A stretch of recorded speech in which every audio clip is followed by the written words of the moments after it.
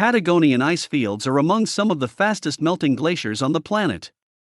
As these glaciers disappear, the Earth that once lay beneath them is rebounding upwards at rates much faster than expected. Now, scientists have worked out a gap in tectonic plates that began forming some 18 million years ago underneath now shrinking ice fields is likely driving the recent rapid rock uplift seen in Patagonia, encompassing remote and sparsely populated areas where few seismic studies have been conducted before.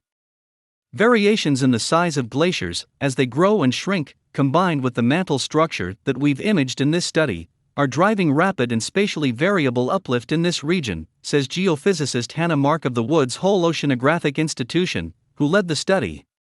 When glaciers melt, the Earth that once lay beneath them rebounds and rises, no longer burdened by the colossal weight of miles-thick ice sheets.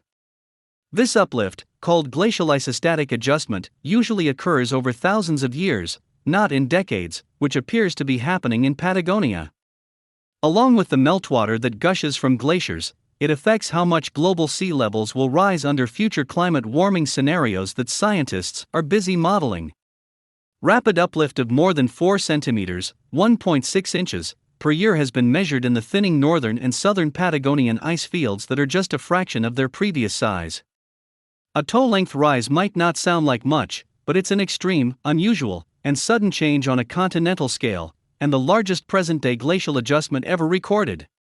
In the new study, Mark and colleagues recorded seismic data around the Patagonian ice fields that straddle the Andes Mountains in southern Chile and Argentina, to map what was happening below the surface. Data collection ran 10 months longer than initially planned, because the seismic instruments were trapped in Patagonia during the first year of the COVID-19 pandemic. Those measurements, combined with other seismic data from local monitoring stations, revealed how a gap in the downgoing tectonic plate almost 100 kilometers, 60 miles, beneath Patagonia has enabled hotter, less viscous mantle material to flow underneath the continent. These lower-than-usual viscosities in the mantle beneath Patagonian ice fields could quicken the continental uplift associated with melting ice to decades or centuries, if the researchers' estimates are correct. Low viscosities mean that the mantle responds to deglaciation on the time scale of tens of years, rather than thousands of years, as we observe in Canada, for example, says seismologist Douglas Wiens of Washington University in St. Louis. This explains why GPS has measured large uplift due to the loss of ice mass in Patagonia. Around and within the tectonic opening, Washington University seismologist Douglas Wiens, Mark, and company also detected very slow seismic velocity, around 8% slower than the global average.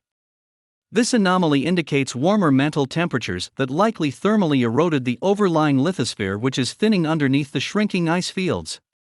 Similar shallow, slow mantle velocities and a thinning crust have been detected beneath parts of Antarctica before, and though past research predicts the Patagonian uplift should peak around its current rate, estimates of mantle velocities are uncertain and sensitive to mantle temperatures, so the more measurements the better. What's more, the study found the hottest and least viscous parts of the mantle were close to the gap, or slab window, below the part of the Patagonia ice fields that had opened up most recently. This suggests to us that maybe the mantle dynamics associated with the slab window have intensified over time, or that the continental plate in the south started out thicker and colder, and so was less affected by the slab window than the part of the plate farther north, explains Mark.